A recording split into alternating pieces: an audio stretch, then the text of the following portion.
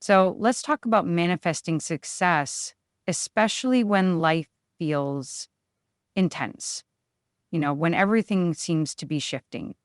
Most people approach manifesting in a way that's kind of like an athlete preparing for competition. They visualize the goal. They focus their thoughts really intently. They use willpower to try and overcome any doubt. The idea is to control those internal barriers and align their actions perfectly with achieving success. And if things don't work out, well, they analyze what went wrong, they tweak it, and they try again. Now, this method, it's effective in certain situations, but it really makes two big assumptions. First, it assumes life is relatively stable. Like you're not currently dealing with major life stressors, things like a death, a divorce, a significant illness, or a job loss, all hitting at once. And second, it assumes the world around you pretty much stays the same, that the external conditions, like the timing, the environment you're in, your support systems, they all remain steady and predictable. But here's the thing.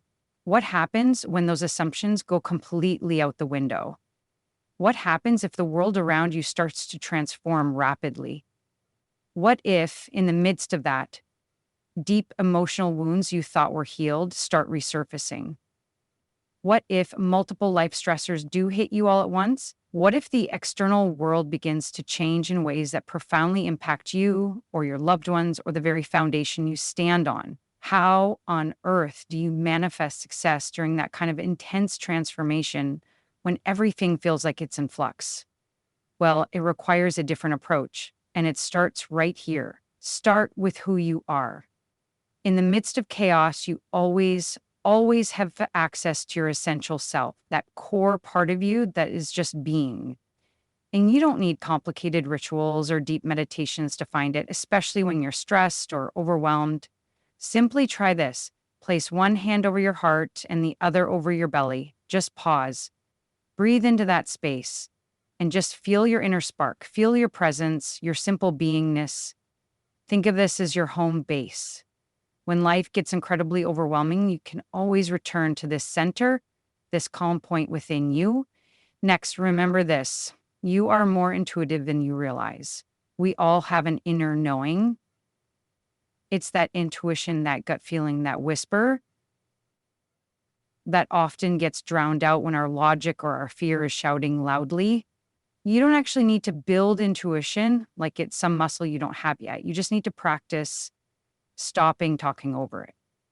When you feel something is true for you, even if it doesn't make immediate logical sense, try trusting it. You can figure out the details, the how-to later.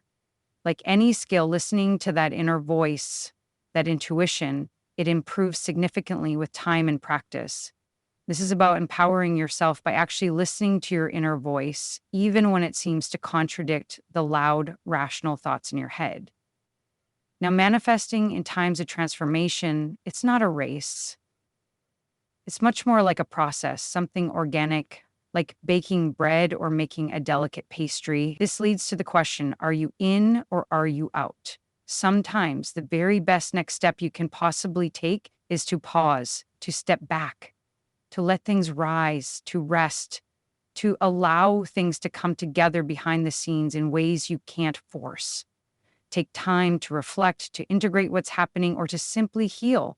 But then there are other times when you absolutely need to lean in more fully, to become an activist, an advocate, maybe an organizer, to actively move things forward in the external world. Success here comes from having that inner wisdom, that knowing of when to step back and when to step forward. It's a rhythm. And finally, let's talk about checking your layer.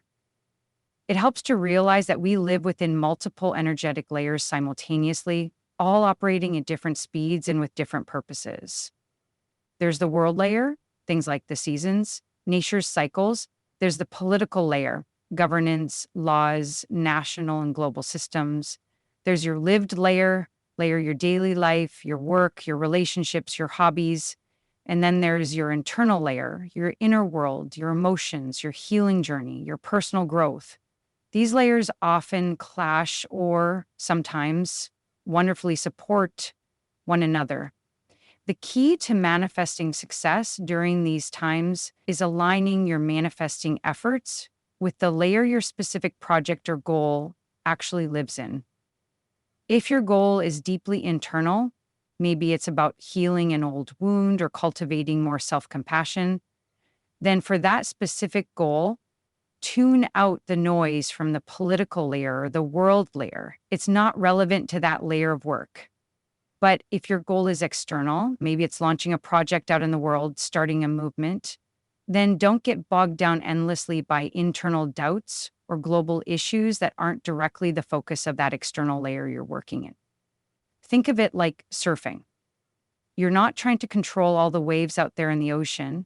You choose the wave, the layer that will carry your specific goal forward right now. Ride that wave, align your energy with that layer's rhythm, and let that carry you towards success in these transformative times. It's a different kind of manifesting, one built for navigating change.